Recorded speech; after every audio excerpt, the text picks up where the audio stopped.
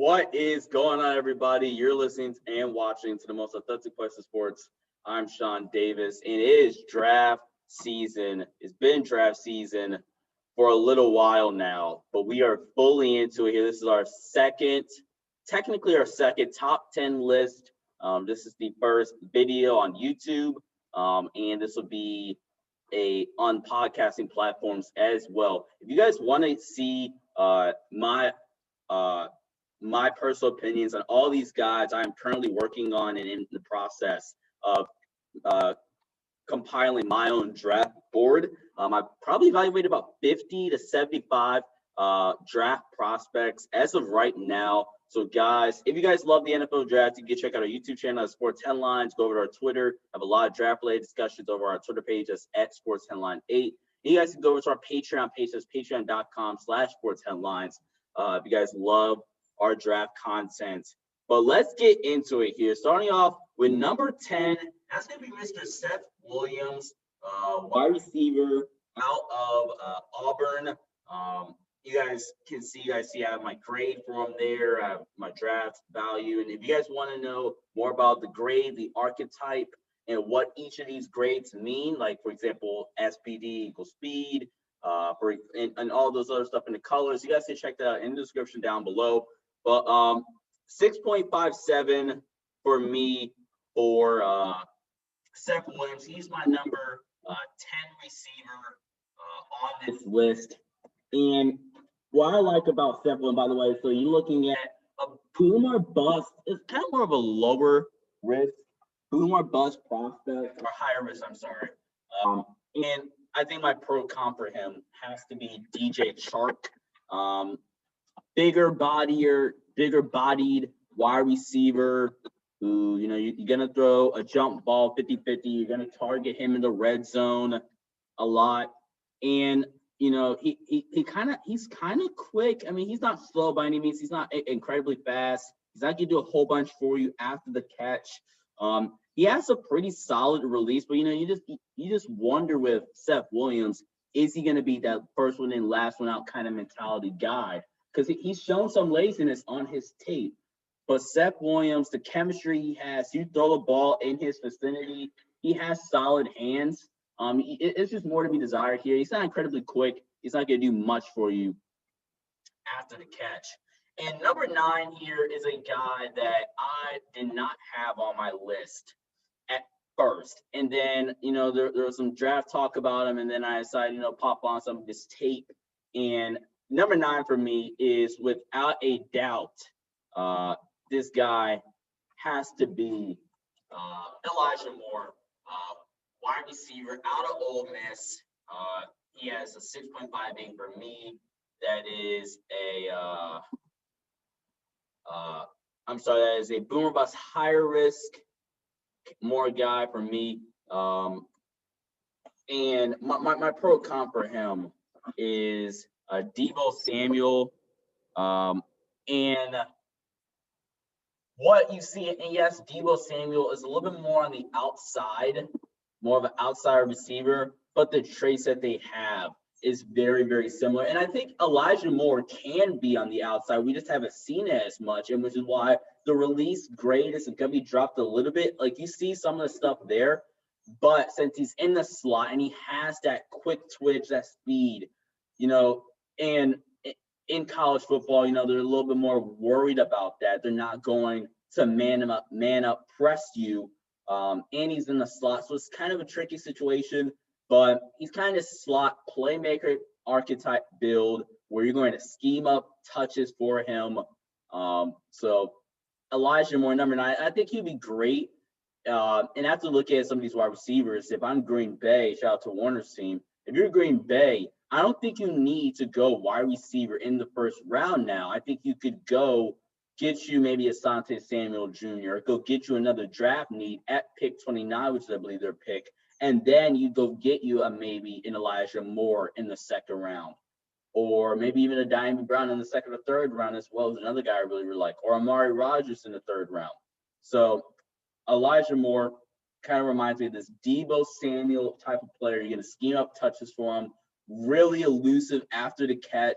And Warner said this when we were when I was telling me to be prepped before this. He doesn't look like he's 5'9", 185. He doesn't play like that. He just doesn't. He's one of the best contested catch guys. I believe he was ranked 5th in contested catches in their career among the SEC, not just SEC, among the draft wide receivers, and that's like putting him in names with Jamar Chase and others. So Elijah Moore, really like him. He was actually like at number 10, I believe. And just watching Moore, he has had to be bumped up here. All right, going into number 8 is Rondale Moore, wide receiver out of Purdue. And you look at some of his traits here. I have his comp as Percy Harvin. There's a little throwback there. Percy Harvin, one of the more dynamic players in the past 2 decades, arguably, but due to health, the durability concerns for a guy that's smaller sized, and the injuries. I think this was a perfect comp. His durability got a D- for me, hence that. But you get this man in space, he is as dynamic of a playmaker as you'll get. Worst case scenario, you're getting an elite kick returner. And that's worst case scenario. I think he could do some really nice stuff for your offense as a receiver coming out of the slot or as a playmaker type, which I gave him a playmaker. He's the guy, again, scheme touches up for. You're going to what him in space. And, he doesn't have the greatest release, or he's not really a great route runner in general. But when you have a chance, especially in a second round, which I have my grade on for, if you have a chance, it'll get you a dynamic potential game-changing player at receiver, which is a premium position in this league. I think that's a gamble you take. And actually, here's something I want to mention, and I'll get to a little bit more when I talk about Jaylen Waddle. But there's about 5 teams in the league that I would say are legit desperate for a receiver. I would say this. I don't know if you could say New York, so I guess Miami, New England, maybe Chicago, because you're going to lose Allen Robinson, likely. And then Philly and Washington, arguably. Unless you're one of those teams that desperately needs a receiver, right, and you're picking in the teens, so if you're a team that could use one but doesn't need one, it's like my Chargers, we could use one. If you're the Chargers, if you're the Vikings, Patriots, kind of a weird situation, the Cardinals, where you could use a receiver but it's not necessarily a need, I would highly recommend, and Jaylen Waddle's there, which that would not surprise me at all if he's still available when we get towards the mid-teens. So you talk about 13 to 16, which is where the Chargers pick to where the Cardinals pick. If he's in that range, and I'm one of those teams, and you're the Cardinals, for example, who could use a corner, and this corner class is really, really good. So Caleb Farley, J.C. Horn, Patrick 13 if he falls to 16. You're the Chargers, offensive line. You're the Vikings, maybe get a Trey Lance, et cetera, et cetera. I would rather take a gamble on Rondale Moore in the second round and use my first round pick and, really try to build and improve at an area of my team or for the future of my team than I would get a luxury, which would be Jaylen Waddle. Nice player in Jaylen Waddle, but I would take a gamble on Rondale Moore in a second round and use my first round pick if you're one of those teams. Then I would get Jaylen Waddle in one of those team spots, because I've seen some Jaylen Waddle to the Chargers mocks and I almost threw up when I watched those. Anyway, let's go to number 7 here. Terrace Marshall, wide receiver out of LSU. I have a second round grade on Terrace Marshall. He kind of has this. He's gonna play on the outside. He can run almost any route in the route tree. But the problem with Terrace Marshall is he doesn't really do a lot of things like really, really well. And when he played really, really well, he played fine this year as well. But last year he had Jamar Chase and Justin Jefferson as the 1 and 2 receivers, which kind of opened things up for him. He's not incredibly quick. He's not the best in after the catch. But he's a solid route runner. He's gonna get open. He can create some separation. My comp for him is Devontae Parker. So I think at best you're getting a lower tier number one receiver, outside receiver, a low tier outside receiver, number one receiver is my upside for Terrace Marshall. And I think he's an unlikely high-end starter. Again, guys, go check out the grades, the context of the grades in the description down below. Oops, I spoiled a little bit for you guys. Number 6, we go to Tylan Wallace here. And then you guys probably wonder, okay, where's Tylan Wallace at? Wide receiver out of Oklahoma State. He's your typical vertical deep threat. Kind of remind me of Preston Williams, and there's another guy they reminded me of, and the name is just not striking me right now. But Preston Williams kind of has that build. He's another guy. I think Tylan Wallace, if you use him the right way, if he gets in the right scheme, I think you're getting a lower tier outside number one receiver. He specifically really only plays on the right side, vertical threat. What I really like about Tylan Wallace is he plays with some of that physicality, and that swag and that toughness that I like. And he's gonna show you in your face. He's gonna put it in your face, and he's gonna go up and catch every ball you throw at him, put it in his vicinity. He's not the quickest guy in the world. He doesn't have that quick twitch, which is really what's bringing him down here. You look at his traits as a prospect, I'm fine with these traits. He's a really nice run blocker. His release you can work on. The route running you can work on. The run out the catch, I mean, it's kind of hard to work on that. But if he had more of that quick twitch, we could be talking about Tylan Wallace as a surefire first-round pick. I think he will go earlier on in the second round. He's your vertical deep threat. If you just need a deep threat, I think you're looking at, man, I don't know, just the team. I mean, maybe Tennessee. Like AJ Brown's kind of your do-it-all receiver. Jump ball, run after catch. He's kind of your do-it-all receiver. You're gonna lose Corey Davis, so Tennessee maybe. You're looking for a team that you're gonna put. You want to push the ball down the field. Tylan Wallace is that guy, and you want to develop him. I think at best you're getting a lower tier outside number one receiver as well. You guys already saw number 5. But number 5, Kadarius Toney, wide receiver out of Florida. He gets 6.7 grade. So you're looking at boomer bust, I believe it is boomer bust, lower risk, and I have a playmaker archetype, more of a build on him. And my grade, or my comp rather, for Kadarius Toney is more Deontay Johnson. I call him Deontay Dropson over the years. But if you take out the drops, Deontay Johnson is a really nice player, and I think that's who Kadarius Toney is.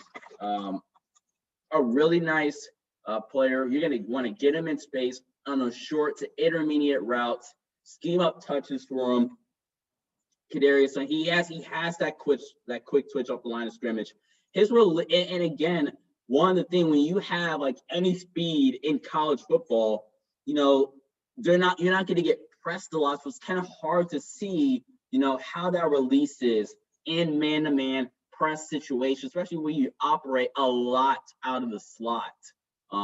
He has solid hands. I mean, obviously the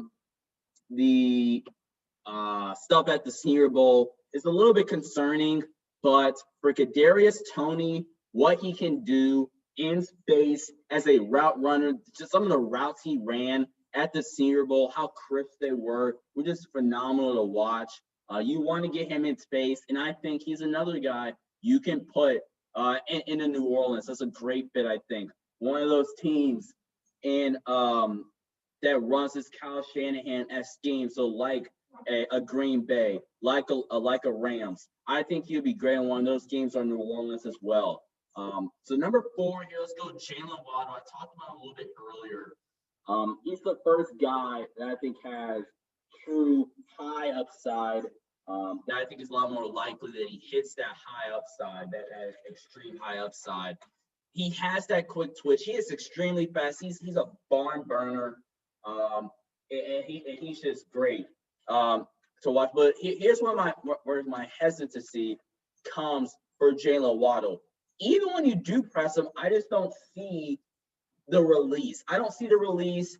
He's not very durable. The ankle injury, which is one of the worst injuries to have in this smaller build. I don't see it. I see Curtis Samuel / Tyreek. Tyreek Hill is the ultimate upside. Like that's almost unrealistic at this point. I'm seeing a whole bunch of people give him Tyreek Hill comps. And I get it. Every team wants to find is trying to find the next Tyreek Hill, but I just don't really think it's realistic. He's great at after the catch and turning it to a runner, converting, like catching the ball, turning it to a runner. But the release, I think you're really only going to use him in those intermediate to deep shot routes. So you're looking at a go route, maybe a double move, some crossing routes, which like give him vertical / playmaker. I don't really see him being used that much at all in that short to intermediate game, which I think the Giants is the perfect landing spot, especially since they lost who did just release? Golden Tate. I think this is the perfect fit. The Giants are probably the only team. If he doesn't get drafted by the Giants at 11, I think we could see a major fall because some of the draft, like I just read a mock drafts that had Jaylen Waddle as the 6th pick in the draft. And I'm like, what? So to me, if he falls to like the Cardinals at 16, that does not surprise me whatsoever. But I mean, if he stays healthy, you put him in the right situation with like a Kyler Murray, a Daniel Jones, who are going to use his abilities to the best of their ability. A lot of abilities being thrown around there, but they use his strengths the right way, the way they would use them in Arizona and in New York. I think you could get close to that Tyreek Hill build that some people are just loosely throwing around here. I think Curtis Samuel, I like that a lot. I'm not seeing it with Jaylen Waddle, and then you tack on the injuries as well. And again, I mentioned it earlier. If you're a team like the Chargers, the Vikings, the Patriots, maybe even the Cardinals, but I mean, by the time you get to like 16, 17, now you're like, okay, we kind of have to take them at this point. Especially a team like the Cardinals, but that'll be 2 years in a row where you're like, oh, okay, he just fell in our lap. Last year with Isaiah Simmons, but I think they kind of learned their not necessarily a mistake last year, but they should have went with offensive line last year. I get Isaiah Simmons is a great player, but I think they kind of regret not taking maybe a Jedrick Wills or a Tristan Wirfs. But yeah, again, if you're one of those teams, I'd rather take a shot on Rondale Moore in the 2nd round and get maybe an offensive line if you're the Chargers or the Cardinals, maybe, or a corner. Or if you're like the Vikings, the Patriots, get my quarterback situation down. I'm just not taking Jaylen Waddle exceptionally high. Next up, number 3, this is probably the biggest shocker. This is my guy in this draft. Like, this is my favorite wide receiver. Him, Elijah Moore, and probably Tylan Wallace are my 3 more favorite receivers in this draft class. And number 1, I really like number 1. It's more so the comp. I just love the comp I have on number 1. But number 3, we have Rashod Bateman, wide receiver out of Minnesota. He's 6.91. I believe that is day 1 starter with all-pro potential. And my pro comp for him is Keenan Allen. That's really who I see on tape. He is arguably the best route runner in this class. He has the best release, and it's not close. It might be a little close with number 2, but he's the best route runner in this class, in my opinion. And what's really pushing him down is he's not incredibly fast at all. He's not slow, don't get me wrong, but he's not really fast.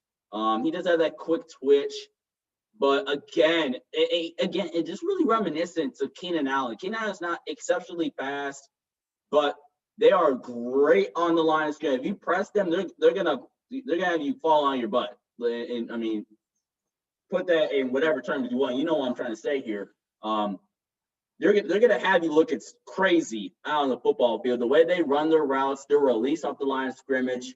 I think he's a top 15 pick for me. He probably won't go in the top 15. I think the Dolphins at 18 would be the perfect landing spot, or a really nice landing spot for Rashod Bateman, or maybe Green Bay if he falls that far. You know, Green Bay gets another Devonta Adams on the outside.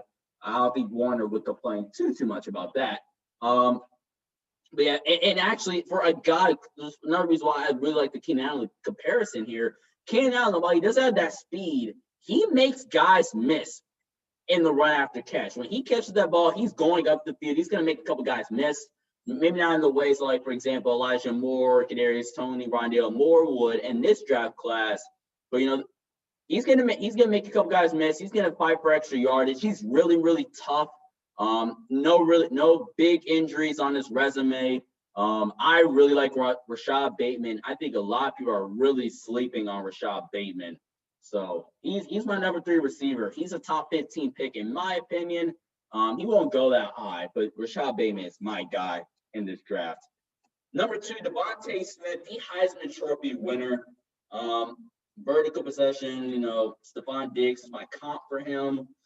And if it's not Rashod Bateman, Devonta Smith is the best route runner in this draft class.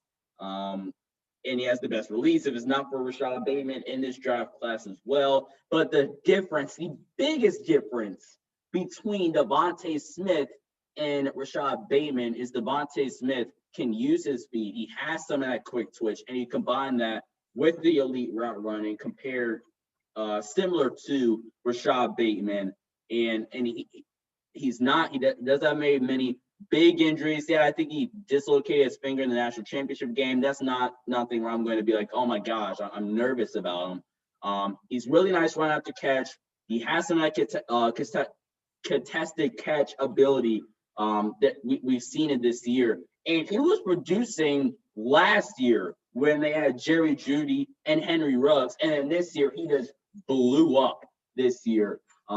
Top 10 pick, in my opinion. I think if he doesn't go to the Eagles, I honestly don't think, if I'm Tua, I don't want Devonta Smith because it seems like all the Alabama receivers are just dogging Tua right now. I think he's the top 10 pick. I think the perfect scenario for him is Philly. Put him as that separator out. So you already had your more scheme-up touches guy, deep threat, and Jalen Reagor. Now you give Jalen Hurts his outside playmaker, not playmaker, that outside guy is going to run routes, going to get separation and get open. And it has some of that chemistry as well. And then number 1, I think there was no doubt in your mind. Number 1 is Rashod Bateman. I quit. Number 1 is Ja'Marr Chase. My comp for him is A.J. Brown.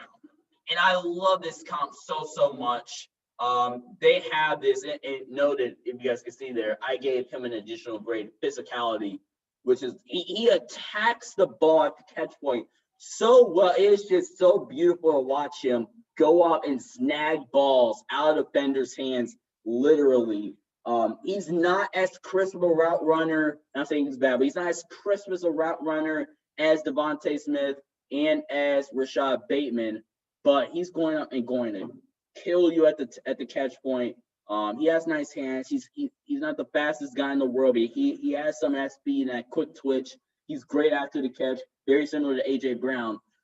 And there's some recency bias. So if you have Devonta Smith above Ja'Marr Chase, I think that's really recency bias because Ja'Marr Chase, in my opinion, is just so not far ahead, but I think he is the number 1 receiver. I think the only scenario I think you could put Devonta Smith number 1 is maybe can't even say production because Ja'Marr Chase was doing similar stuff last year, but he played this year and he's the Heisman Trophy winner. I think that's one of the few, and the route running maybe.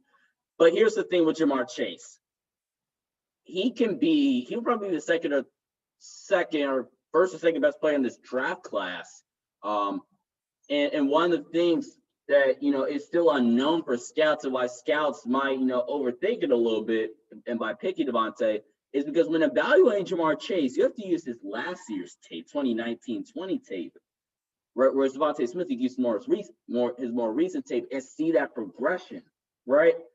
If Ja'Marr Chase improved his route running, he got a little bit quicker. If those things improved, you're looking at DeAndre Hopkins, I feel.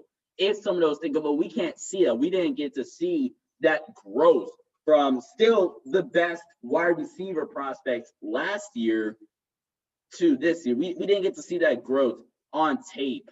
And that's one of the things that's really, and that's why the opt-out situation, you're not going to knock those guys personally that opt-out. You're not going to knock Jamie Newman, quarterback, who's probably coming into the season, quarterback 3, getting talks for being a quarterback 3 or at least 4, quarterback 4 coming in the year, possible first-round pick. But he opted out. Zach Williams took the world on by storm. Kyle Trask had a decent year. Mac Jones had a great year. So now Jamie Newman, you're lucky if he's a top 10 quarterback now for some people's standards. Gregory Rousseau, yeah, he looks raw, but that's because the tape we have on Gregory Rousseau is freshman Gregory Rousseau, right? And then now here with Jamar Chase. So it's just really hard to determine what we are at, what development he's had. Either way, he's the number 1 receiver, but I'm just saying that if his route running game has improved and if he's gotten any faster, you may be looking at DeAndre Hopkins, in my opinion. But yeah, that was the video, guys, / episode. I had a blast watching the film on these guys. I really enjoy the draft process. Again, guys, if you guys want to know more about my opinions on each of these guys, make sure you guys go over our Patreon page. It's patreon.com/sportsheadlines. Gonna have some more stuff uploaded there for you guys. And for right now, that's all. By the way, tomorrow, mock draft special. I can announce it now. I'm about to announce it on Twitter here in a couple minutes. Brentley Wiseman, former Los Angeles Chargers scout and current scout and NFL draft analyst for the Draft Network. Gonna be having some fun for him. Episode 88, this was for podcast side. And we're on the road to SH100. Big things coming. Thank you guys for watching, and peace out.